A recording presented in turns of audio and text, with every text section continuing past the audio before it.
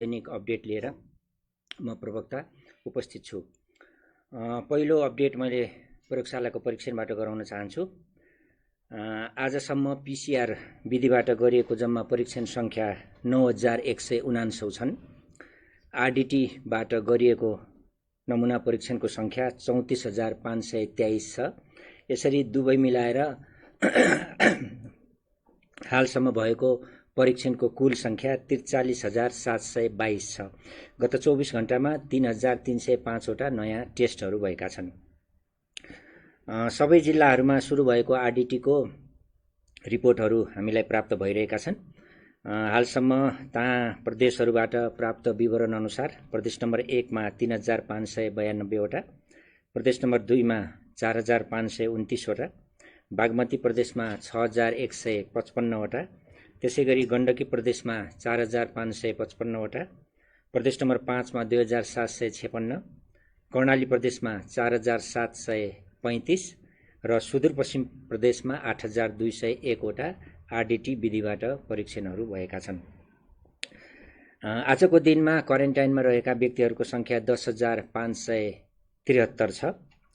आइसोलेसनमा रहेका बिरामीहरूको संख्या, सम्भावित संक्रमितहरूको संख्या 86 छ, जसमा काठमाडौँ उपत्यकाभित्र 4 र उपत्यका बाहिर 82 वटा जना हुनुहुन्छ। कल सेन्टर हाम्रो 2 वटा कल सेन्टर हो, 1115 र 1133। त्यो 2 वटा कल सेन्टरमा जम्मा 2080 वटा कलहरू हामीलाई प्राप्त भएका छन्, जसको सम्बोधन हाम्रा स्वास्थ्यकर्मी साथीहरूले गर्नुभएको छ। हाम्रो कोभिड-19 सम्बन्धी मोबाइल एप छ हाम्रो स्वास्थ्य र वेब पेज छ covid19.mohp.gov.np नामको।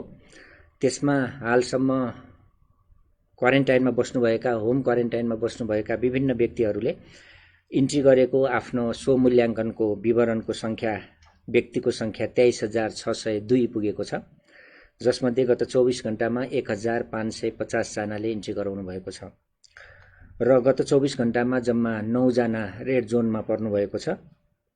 यसरी कुल रेड जोनमा पर्ने व्यक्तिहरूको संख्या 278 पुगेको छ। रेड जोनमा परेका व्यक्तिहरू सम्भावित संक्रमित हुन सक्नुहुन्छ, उहाँहरूलाई हामीले ट्रेसिङ गरिरहेका छौं। त्यसैगरी आज भएका मुख्य क्रियाकलापहरूको बारेमा जानकारी गराउन चाहन्छु। आज सार्क स्तरीय स्वास्थ्य राज्य मन्त्रीज्यूहरूको भिडियो कन्फरेन्स भएको छ।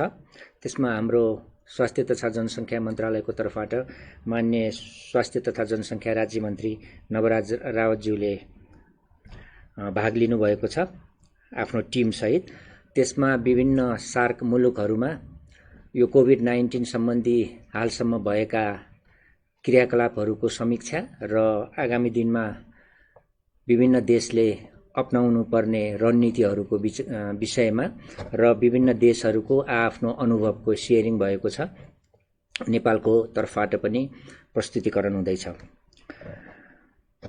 त्यसैगरी विश्व स्वास्थ्य संगठनको हेडक्वार्टरले आयोजना गरेको कोभिड-19 सम्बन्धी इन्फर्मेसन सेसनको भिडियो कन्फरेन्स पनि हुनेछ आजै। त्यसैगरी आजै हेल्थ क्लस्टरको हरेक बिहिबार हामीले गर्छौं भर्चुअल मिटिङ। सातै प्रदेशका यो प्रादेशिक एचईओसी र अन्य हाम्रा स्वास्थ्यका निर्देशकहरूसँग भिडियो कन्फरेन्स भइरहेको छ। त्यसैगरी कोभिड-19 रोगको महामारीको समयमा आयात बिन्दुमा, जहाँ सीमा नाकामा जुन वस्तुहरूको आयात निर्यात हुन्छ, त्यो आउने ठाउँमा त्यहाँ अपनाउनु पर्ने सुरक्षा विधि 2077 सम्बन्धी निर्देशिका कार्यान्वयनको लागि जारी भएको छ।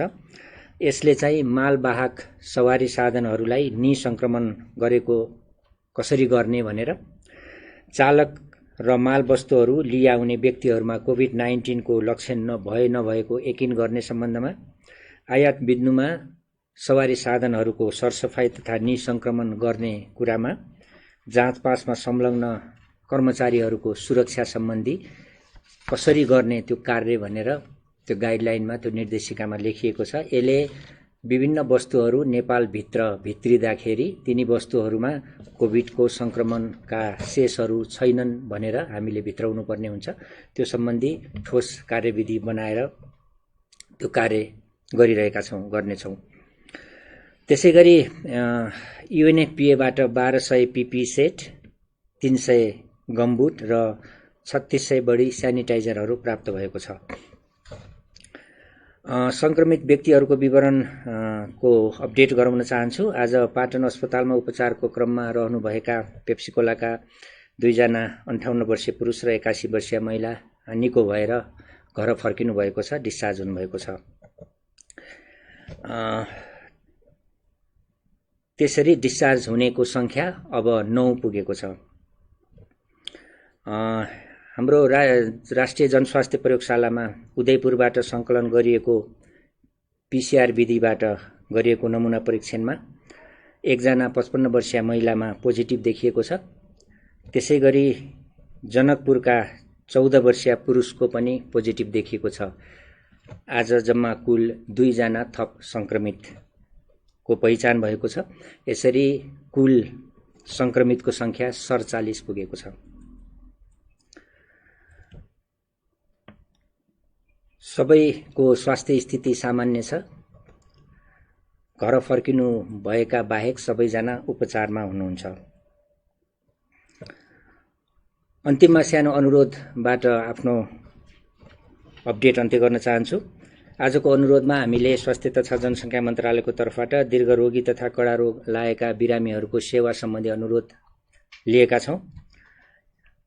दीर्घरोगीहरू जो चाहिँ श्वास प्रश्वास सम्बन्धी दमको रोगी हुन सक्नुहुन्छ, मधुमेहको रोगी हुन सक्नुहुन्छ, मुटुको रोगी हुन सक्नुहुन्छ, क्यान्सरको रोगी हुन सक्नुहुन्छ, विभिन्न खाले रोगी बिरामीहरूलाई अहिले यो लकडाउनको पिरियडमा अलिकति समस्या भएको छ। धेरैजसो मिडिया मार्फत हामीलाई त्यो खबर पनि आएको छ। धेरैले यो प्रश्न पनि राख्नुहुन्छ। त्यसमा हामीलाई लागेको 2-4 अनुरोध गर्न चाहन्छौँ। सबै बिरामीहरूले यदि यहाँहरूको समस्या थप जटिल छैन भने नियमित सेवन गरिरहेका औषधिहरू सेवन गरिराख्नु हुन हामी अनुरोध गर्छौँ। आफ्ना चिकित्सकहरूसँग टेलिफोनमा सम्पर्क गरेर यो औषधिहरूको नियमितता गरिराख्न हामी आग्रह गर्छौँ। कोभिड-19 को डेजिग्नेटेड हस्पिटल बाहेक अन्य हस्पिटलहरूले सबैले नियमित सेवाहरू दिइरहेका छन्, त्यहाँबाट सेवा लिन सक्नुहुन्छ। त्यसैगरी कोभिड-19 को उपचारमा तोकिएका अस्पताल वा नतोकिएका अस्पताल सबैले आकस्मिक सेवाको व्यवस्था मिलाउनु पर्ने हुन्छ। यहाँहरूलाई यदि यस्ता किसिमका बिरामीहरूलाई आकस्मिक सेवा चाहिएको छ भने कुनै पनि अस्पतालमा गएर त्यो सेवा लिन सक्नुहुन्छ। त्यसैगरी सबै सरोकारवालाहरू, विभिन्न सङ्घ संस्थाहरू, स्थानीय तहपालिका, विभिन्न व्यक्तिहरू, तपाईँ हामी सबै मिडियाकर्मी साथीहरू सबैले यस्ता बिरामीहरूलाई औषधि घरमा पुर्याउन, बिरामीलाई अस्पताल लान सहयोग गर्न, एम्बुलेन्सको व्यवस्थापनमा सहयोग गर्न हामी आग्रह गर्छौँ। त्यो सहयोग गर्यौँ भने उहाँहरूलाई सहज हुन्छ। त्यो बाहेक हामीसँग 2वटा कल सेन्टर छन्, 1133 र 1115। यसमा निशुल्क फोन गरेर यहाँहरूले सहयोग लिन सक्नुहुन्छ। यो लकडाउनको समयमा कोभिड-19 बाहेक अन्य बिरामीहरू जो दीर्घरोगी हुनुहुन्छ, थप जटिलतामा परेर समस्या बल्झिन सक्छ, त्यो नहुन दिनको निम्ति हामी सचेत छौँ। त्यसकारणले हामीले बारम्बार भन्दै पनि आएका छौँ र यो थप अनुरोध गरेका हौँ। आज मेरो साथमा सागर सुवेदी साङ्केतिक भाषामा दोभाषीको रूपमा हुनुहुन्छ। उहाँलाई धन्यवाद दिन चाहन्छु। र यहाँहरूले धेरैले प्रश्न गरेको प्रश्नहरूमध्ये ट्रमा केयरको बारेमा, चोटपटक लागेको बिरामीहरूलाई दिने सेवाको बारेमा र हाम्रो ट्रामा सेन्टरको अस्पतालको सेवाको बारेमा पनि सोध्नु भएको छ। त्यसमा केही प्रश्न पारिदिनु हुन त्यहाँका प्रमुख डाक्टर सन्तोषलाई यहाँ निम्ताएका छौँ। म उहाँलाई फ्लोर दिन्छु। धन्यवाद। धन्यवाद सर। नमस्कार। स्वास्थ्य तथा जनसङ्ख्या मन्त्रालयको यस नियमित पत्रकार भेटघाट कार्यक्रम हेरिरहनुभएका आदरणीय दर्शक महानुभावहरूमा म डाक्टर सन्तोष पौडेल राष्ट्रिय ट्रमा सेन्टरको प्रमुखको तर्फबाट न्यानो अभिवादन व्यक्त गर्न चाहन्छु। आज म विशेषतः विश्वव्यापी महामारीको रूपमा फैलिएको यस कोभिड-19 को संक्रमण र रोकथाममा हामी संलग्न भइरहँदा कोरोना रोग बाहेकका बिरामीहरू, विशेष गरी घाइते र चोटपटकका बिरामीहरूको उपचारलाई प्रभावकारी रूपमा सञ्चालन होस् भनेर हामी देशको केन्द्रीय अस्पताल राष्ट्रिय ट्रमा सेन्टरले कसरी सेवा सञ्चालन गरिरहेको छ भन्ने कुरा मेरो अनुभव, हाम्रो संस्थाको अनुभव यहाँहरू बीच थोरै छोटोमा राख्न चाहन्छु। यस सन्दर्भमा हामीले चैत 3 गते नै स्वास्थ्य तथा जनसङ्ख्या मन्त्रालयको निर्देशन प्राप्त भइसकेपछि यसको लागि आउटब्रेक म्यानेजमेन्ट कमिटी गठन गरी यो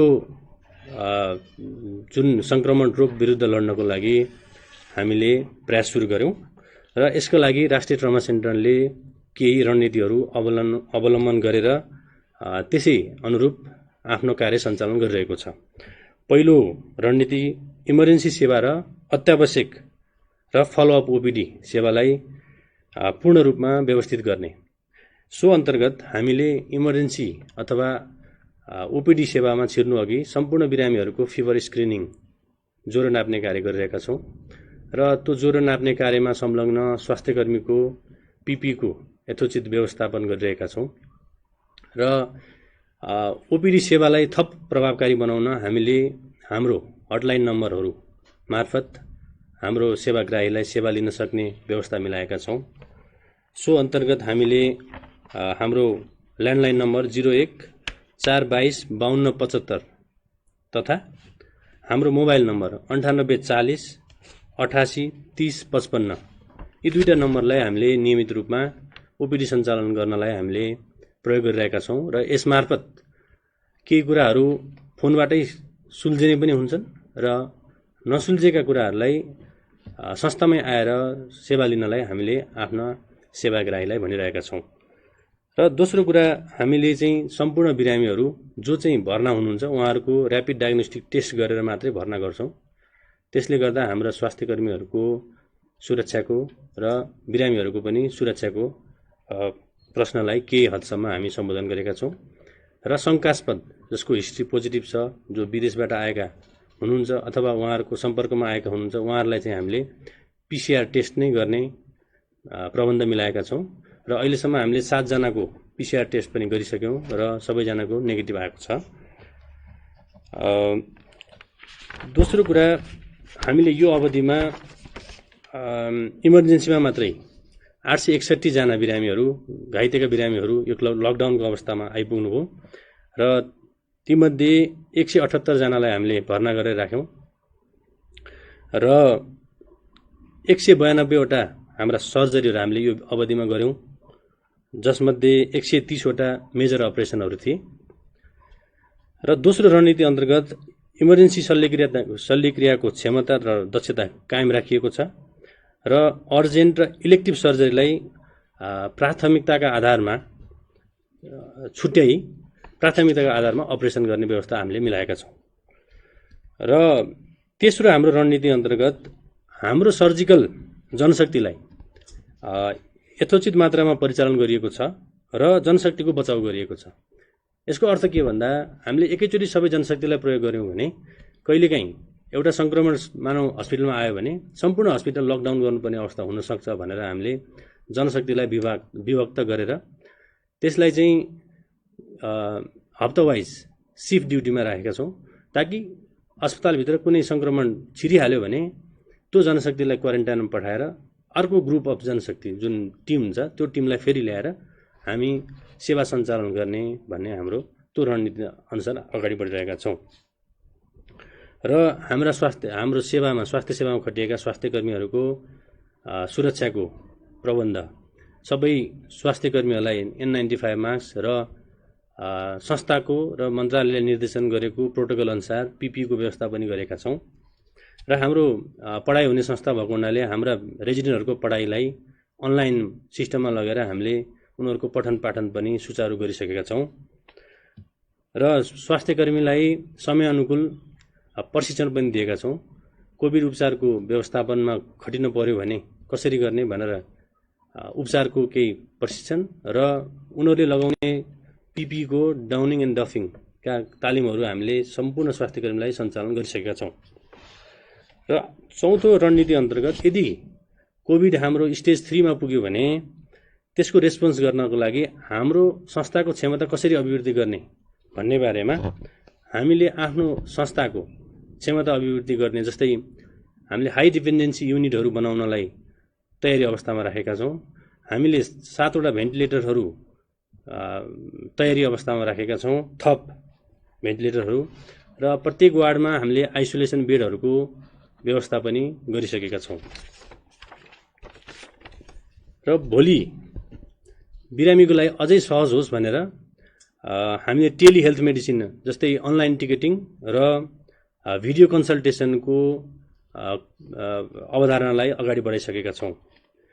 र यी सबै योजनाहरू रणनीतिहरू गतिशील छन् र हामीले समयानुकूल यिनलाई परिवर्तन गर्दै जान सकिने, त्यसका लागि अन्तर्राष्ट्रिय स्तरमा भएका मापदण्ड, सरकारले बनाएका मापदण्ड अनुसार हाम्रो आउटब्रेक कमिटीले सोही अनुसारका मापदण्ड बनाएर लागू गर्ने गरी हामीले व्यवस्था मिलाएका छौँ।